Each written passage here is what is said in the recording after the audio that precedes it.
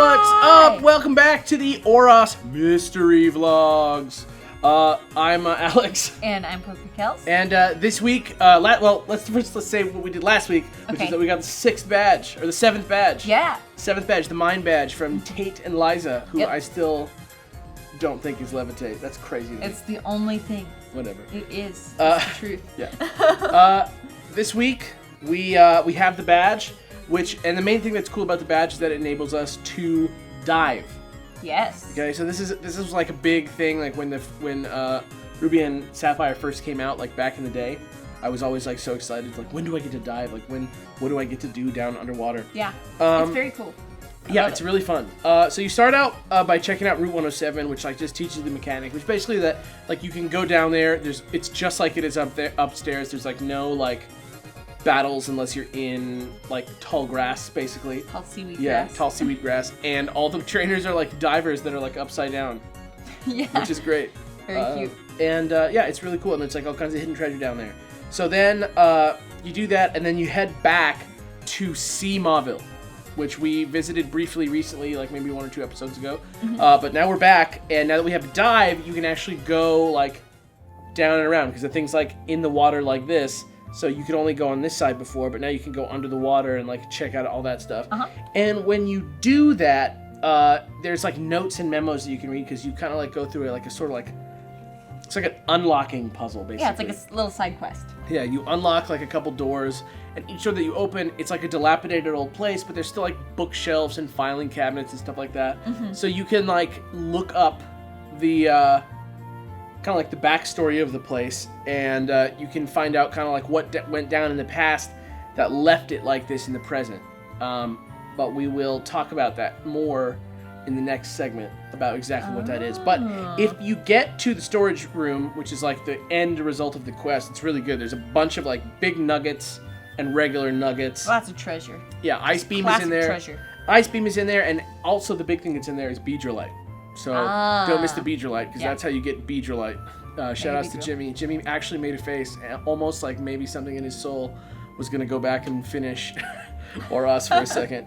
But after that, you get out of Sea Mauville, you head back to Route 124, which if you remember last time we like went through, but this time there's a bunch of diving spots, and in each one you get a different color shard. And if you bring the shards back to the treasure hunter, whose house is like on a little island on that route, you get different evolution stones. Right.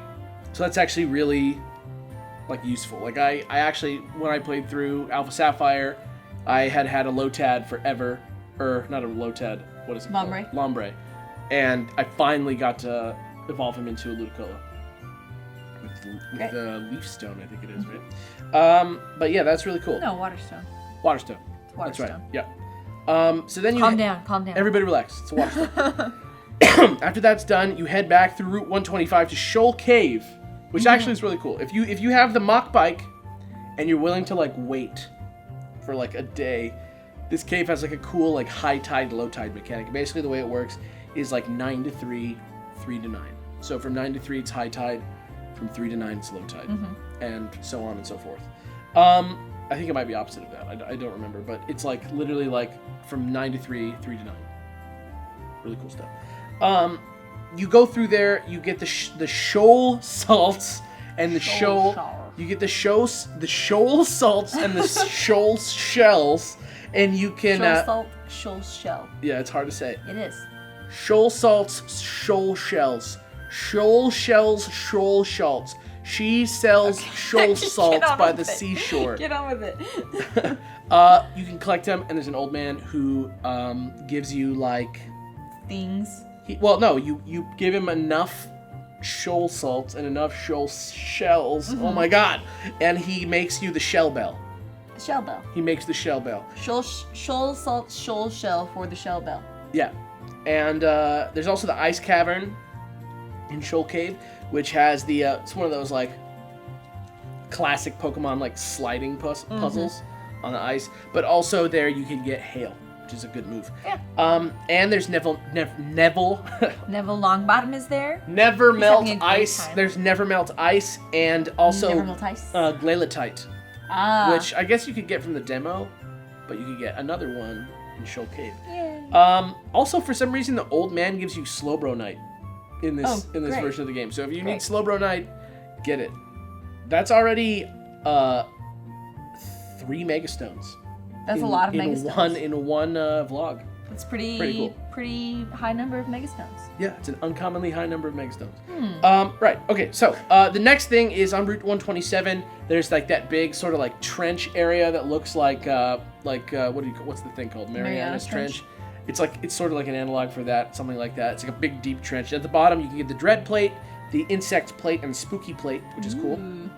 Cool. Kind of like the evil dark plates at the bottom of the ocean. I've been reading about Arceus again lately, and I don't spoil. She's writing an essay, a real one.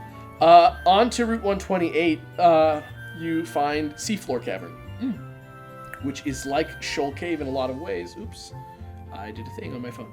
It's like Shoal Cave in a lot of ways, except this one is like the magma base. This is the thing that you saw at the end of the last episode, where it goes like it like shoots a like beam into the air. That's coming from Seafloor Cavern. Right. It's like kind of like a maze. And as you get through the maze, you get Earthquake and you get Scald, which are both like excellent moves. Yeah, like those moves you'll teach them to so many Pokemon if you battle competitively. And when you get to the bottom, Archie or Maxie is there, and they're just about to like do their plan, and they're like, this is it, and this is like the final battle for this person. So this is like the big deal. Like you fight them, you beat them, and they're like, I'm gonna do it anyway. The fight's not hard. Like, honestly, at this point in the game, if you can't beat him, quit. I'm just kidding. No, I'm just joking. But yeah, you beat him, and then it's time. Like, Groudon or Kyogre, like, actually, like... Awakens. like, comes out of the, like... Yeah, or I guess Groudon would be like... But that's a big deal. The weather goes crazy. It starts playing like that cool, like, look what you did music, which I think is actually a different song depending on which version of the game you play. And they're already like,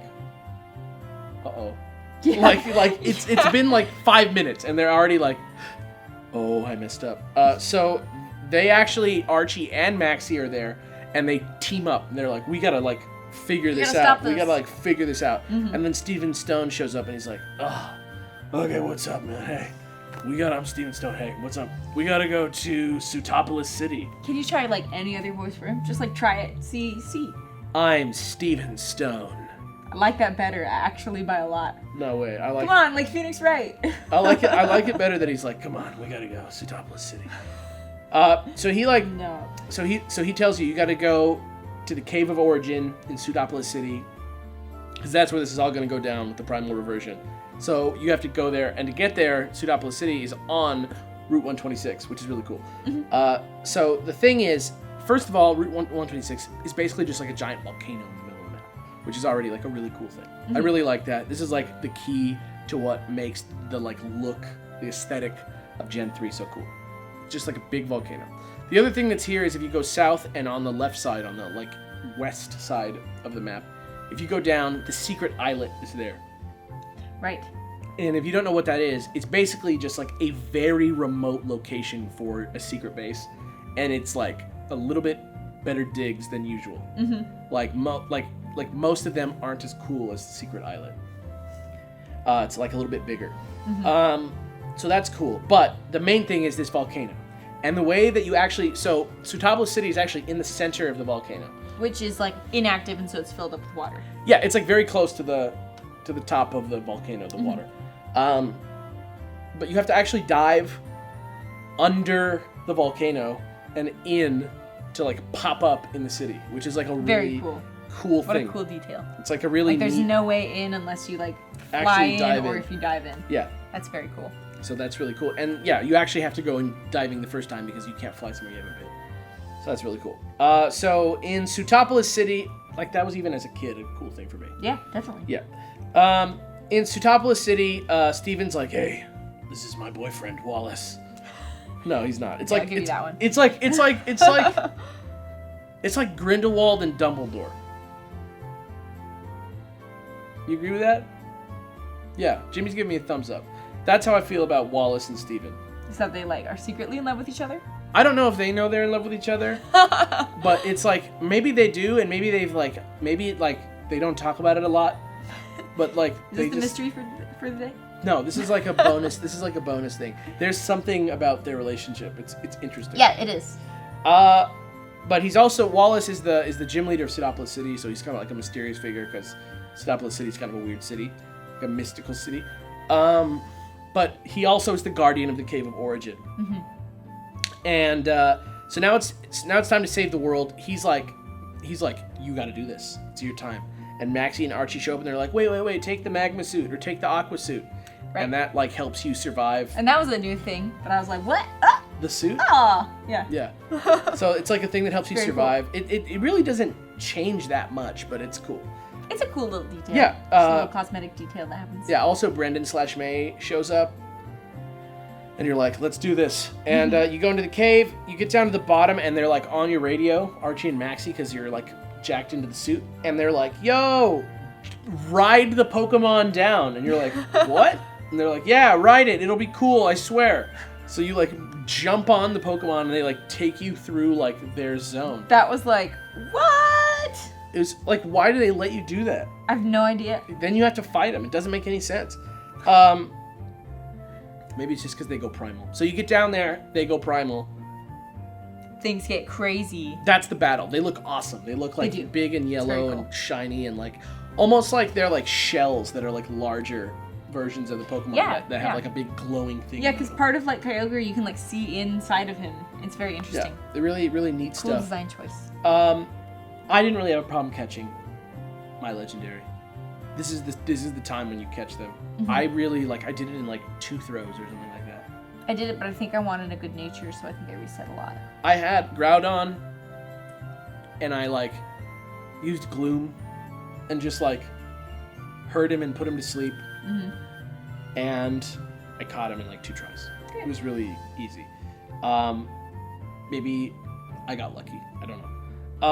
Speaking of Groudon and Kyogre, a lot of you said Kyogre Kellz, and I thank you for that. But more of you, by a lot, said Alex Groudon. Nuh-uh. And I say, no, I told you. That's not true. There's so many more that said Kyogre Kellz. Well, we'll have a recount. All right. Hashtag recount. When you come back out of the cave and you have caught your brand spanking new mythical Kyogre. Legendary Pokemon, the world is like supposedly the energy that like has been released actually makes it better than it was before. Like the world, like the health of the ecosystem, you actually like improved it in some way. You like fixed it. Yeah. Fixed everything.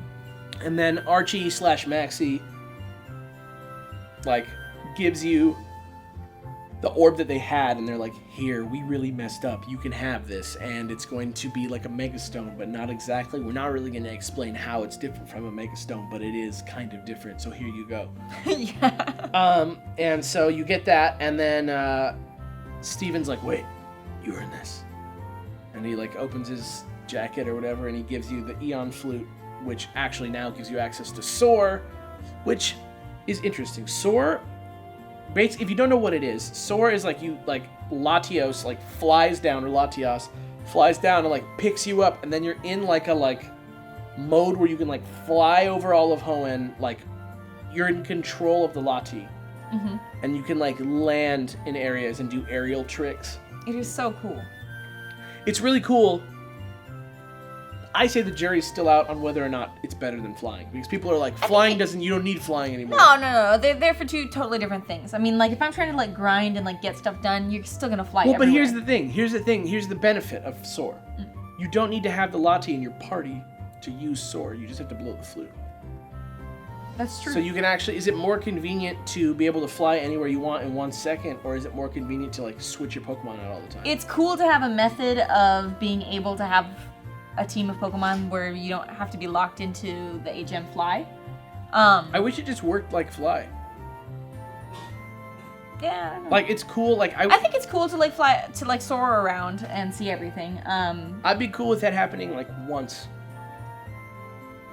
Nah, I'd want it multiple times. You just want to be able to go do it whenever. I think it's cool. Yeah, I think it's really cool. That's fine. Yeah, I respect that. I just think it's more of a cool thing to be able to open it up for you if you're like, I'm not really a bird trainer. I don't really want a bird. Sure. Like, you don't have to have one, and I think that's really neat.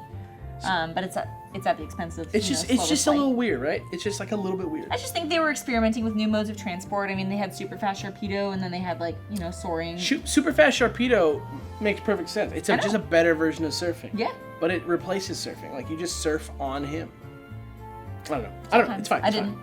Yeah, I did not either. So that happens. May/Brendan is like, wow, you did it. You're the best. And maybe, like, this was the time when I was finally like, oh, maybe there is a little romance going on. Oh, no, I knew so long ago. All right. So long ago. Before Flannery, even. Great. If you explore Pseudopolis City after this, you can get Brick Break and you can get Infestation, and that's just like, people are like, I like to break bricks. Here. Yeah. Man, all these people in this Pokemart remind me of an Infestation. Here. Yeah. And then also the Draco Meteor Tutor is in this town. Mm-hmm. And finally, now that everything's died down and everybody's happy again, you can finally challenge Wallace's gym. Right. Wallace's gym is tight. This is maybe my favorite gym that I've ever seen. It's really cool. It's like waterfalls and rocks everywhere, and it's really pretty. The only thing that sucks about it is that the floor is like brittle ice, and it's like a walking puzzle. And I remember having a little bit of trouble with this. I was like getting mad at it. During this game? I thought it was easier this game than it was in original Ruby and Sapphire. I don't know. I did Maybe played I was like a dumb kid at the time. I played like this whole game in one day. So I don't know. But yeah, so Wallace is like a water trainer, and that's not a big deal. Like, of the types that there are, water is. I mean, you can handle it. Water is beatable. Like, water. If you don't have something that can handle water types on your team, what's like the stat? It's like by far the most numerous type by like 50 or something. By a lot, yeah. Yeah. But it's cool. I mean, like, at least Wallace has Whiscash and he has Melodic, which are like cool Pokemon, so you get to see them. Oh yeah, definitely. Because Melodic's like kind of hard to get, because Feebas is kind of hard to get. But like, whatever, it's not a tough fight, and like, honestly, after fighting like Maxie and Groudon, like maybe like not having like a super tough fight is like pretty cool. You get the Rain Badge, which finally every Pokemon obeys you. And you also get access to Waterfall, which is an HM, weirdly. Like, it's just a gym leader straight up gives you HM.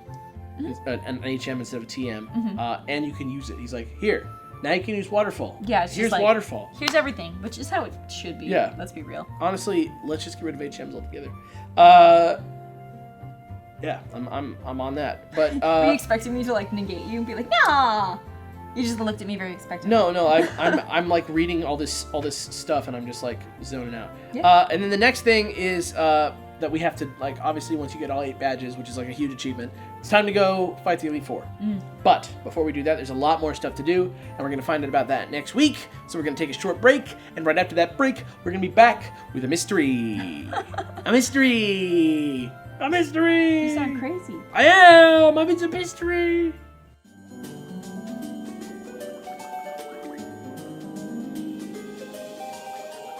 And we're back with a mystery. What's up? Hey, what's up? Yeah, okay, so yes, this mystery is crazy, and I think that low-key, there's been something going on. There's sort of like a background story to Oros. It's like a little side plot that's very much hidden throughout the game. And I think that for the next maybe like 2 or 3 weeks, we're gonna like address different parts of it as we move through the plot and we move through the different things that we see. So, first of all, I want to just talk about, we're going to go back to Seamawville. I sort of hinted at this earlier, that if you go back and you look through all the little notes and things, you sort of get all these different little clues about a man named Cozmo. Are you familiar with this? Yes. So, actually, I think you actually end up seeing him at one point during the thing. He shows up because inside the room, he helps you get into the like storage room, and in there is this doll that he's been wanting, basically. Right. If you read the stuff, you kind of get this portrait of this place and this man, Cozmo, who like, sort of like, something about his job at Seamawville, whether the job itself is a failure or not, sort of led him to become sort of like a sort of, and going along with our theme of like messed up Pokemon fathers, like something happened that sort of left him sort of dejected and sort of strung out, and he stayed at work really long hours and stuff like that. And finally, he sort of like lost his relationship with his kid. There's stuff here like that says like there's like the mom is bad. The skitty is like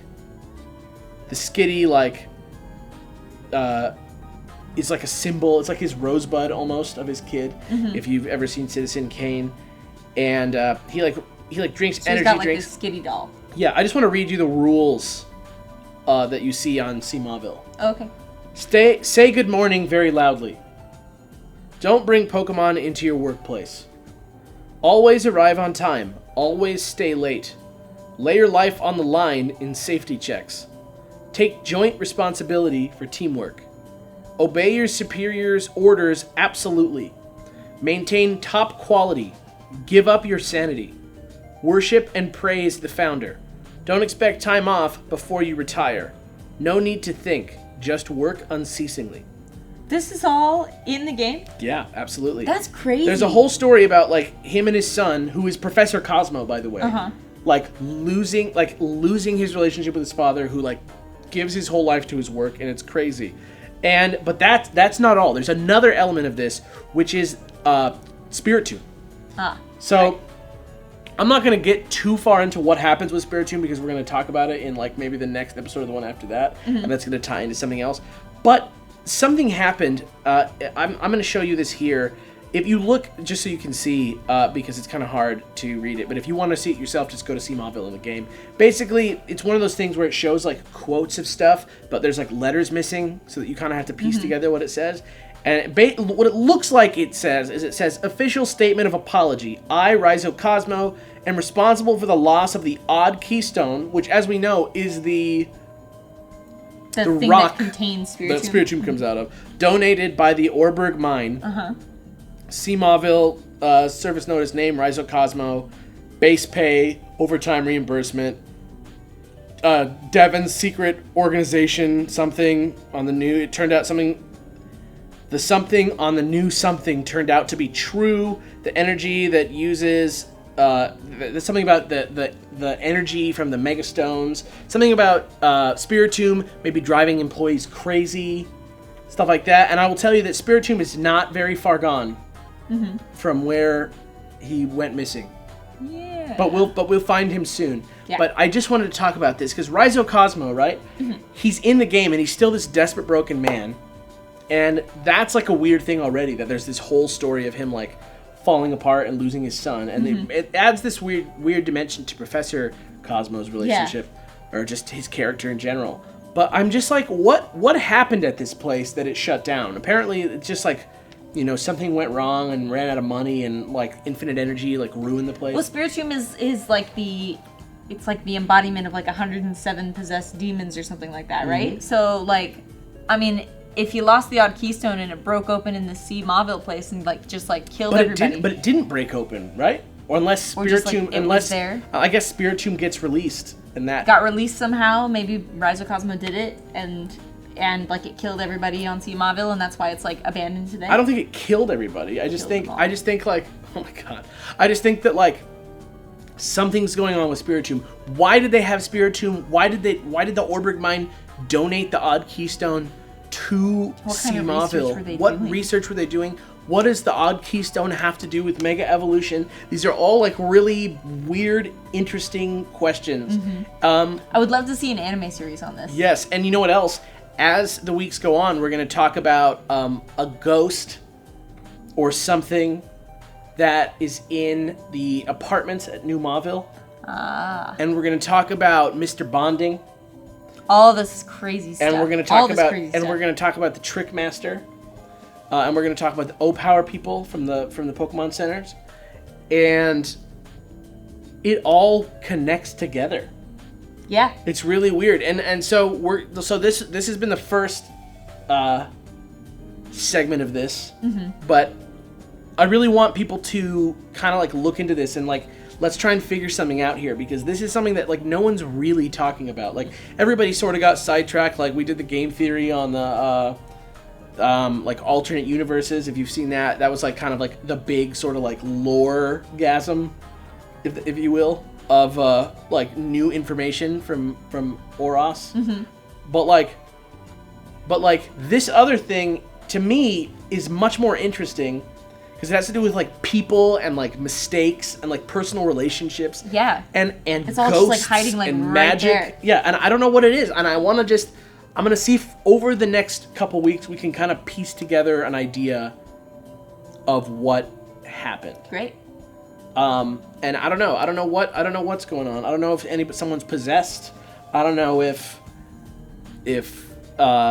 you know, ghosts Pokemon have something to do with like the source of that energy. Like I don't know. There's so much going around. So I'd love to hear what you guys think. Leave your sort of like responses in the comments. I actually do read a lot of them. It's still kind of tough for me to read comments because sometimes people are mean down there. But for the most part in these videos, you guys are pretty good, and I love to just go and read through what everybody's thinking. Yeah. Lots of like interesting responses and perspectives. Yeah. What do you think? What do I think about C Marvel? Yeah, like, do you think that I'm crazy? Do you think there's like something here? Oh yeah, I think there's definitely something there. Like why would they have this whole side quest if there wasn't something like really, really there? Something that they clearly thought out. Like, is there more to it than just like we need to figure out what to do with Spiritomb? You know what I mean? Is that really all there is? Oh no, I think there's more to it than that. All right. Well, anyway, I don't want to get too far into it because we've got 2 more weeks of stuff to cover on this topic. But we will, speaking of comment sections, we're going to be back right after this with a Q&A segment. Yeah. With questions from you guys. So we'll see you there.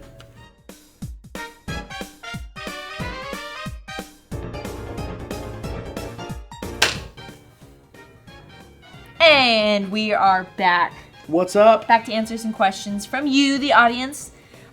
Put your questions down there because we actually have a lot of questions that are repeat questions from previous vlogs. So if you've asked a question, you may consider going back to the old vlogs and seeing the Q&A sections of those videos, because a lot of the questions that you guys are asking are actually answered already. Yeah, man. But if you do have other question, you can just post it downstairs and maybe it'll show up on these vlogs. Yep. Post it right downstairs. Post it right downstairs. Traditionally, the thing that we do is the first person who asks a legit question gets it asked first. And actually this week, it's the same guy as last week, Andrew Federici. You are on fire. Last week, he asked about our favorite movie of 2015. This week, he asked about our favorite game of 2015. Oh. What's yours? Ooh.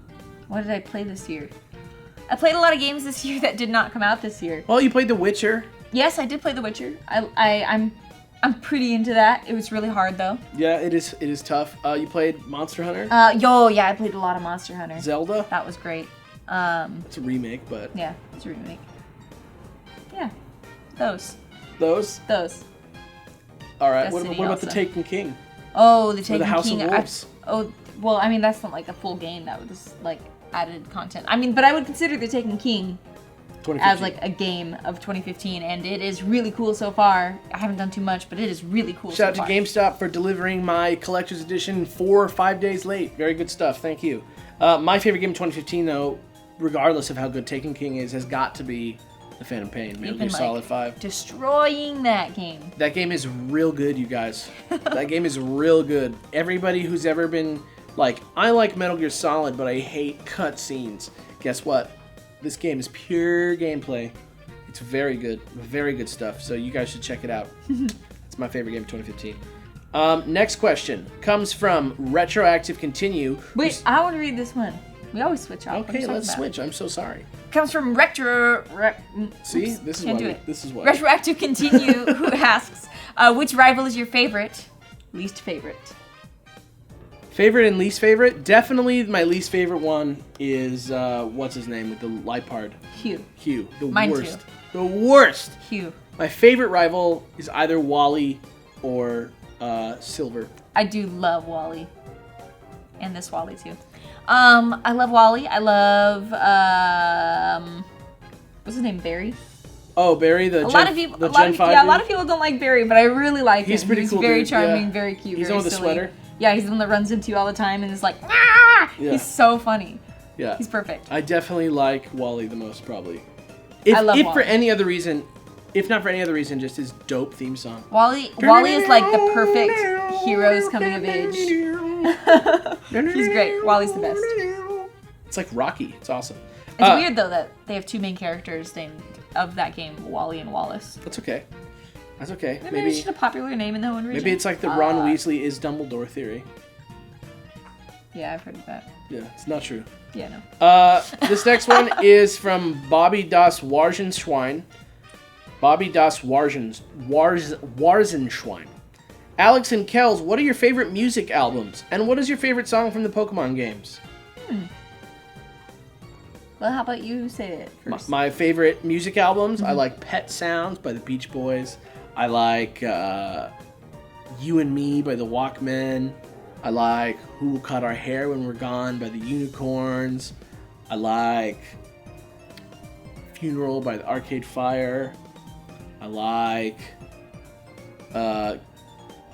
Random Access Memories by Daft Punk.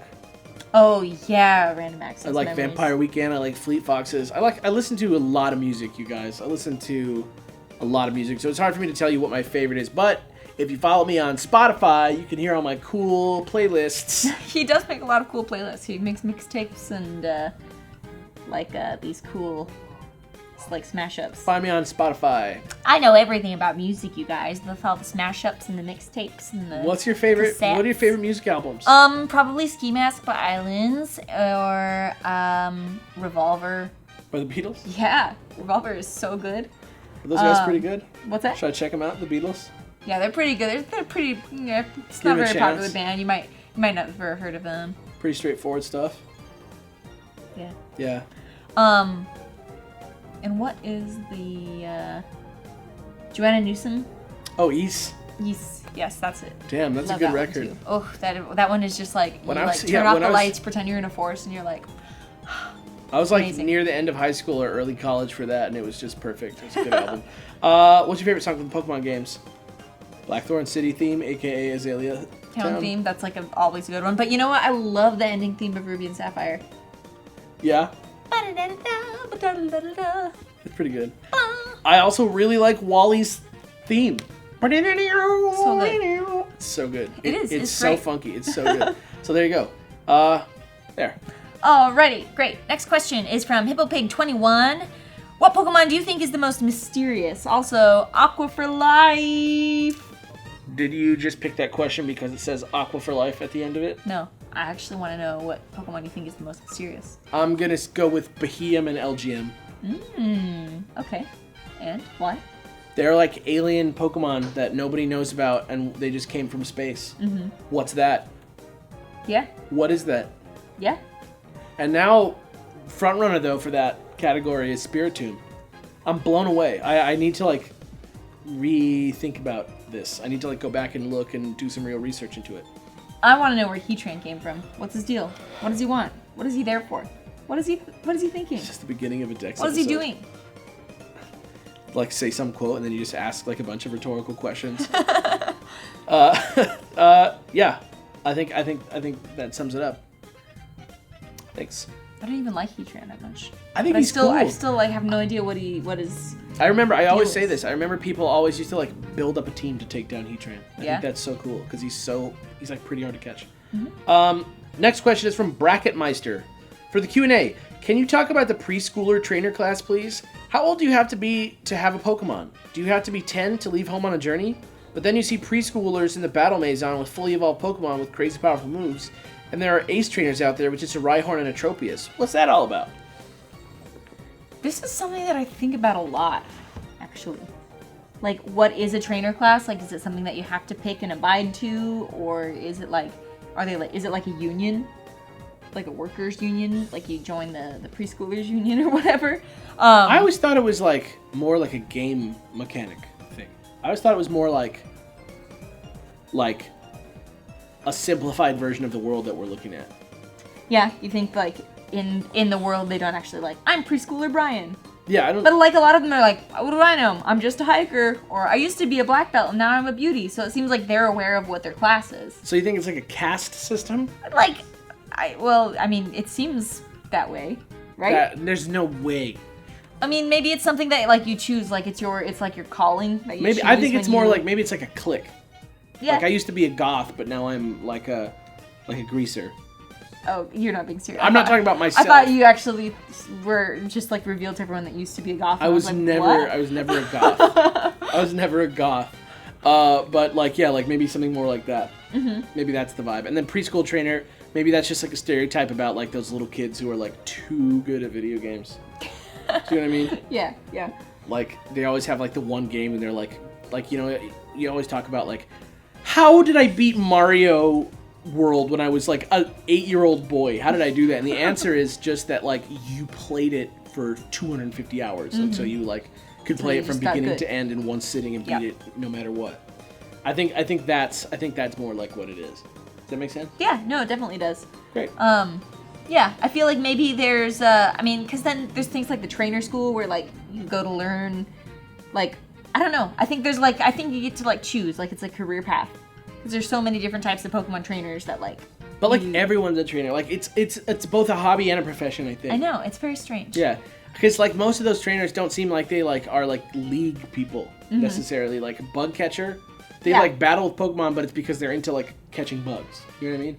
Or like hiker, like he has like his like friends that are like his utility belt of like hiking tools. Maybe he has an Ekans that he uses like a rope snake in Mother 3. I don't know. Very silly. I don't know. I think it's more like that. I think it's more like that type of thing. And then an ace trainer is like somebody who like is in it for the battling. Mm-hmm. And a preschooler goes to preschool. But yeah, that's it for this week. If you guys have any questions, burning questions, they can be like personal questions about recent events. Like, what did you think of some movie or something? I don't know. Or like, did you see this? Or are you interested in this? The more creative the question, the more likely it is to appear. Questions about the news are better than questions about like what Pokemon we like, because of course everybody's already asked that. It's been years. So leave those questions below. Let us know what you think about this Spiritomb, Mauville, Devon Corporation, whatever the heck it is, conspiracy. And we'll see you next week for the next vlog.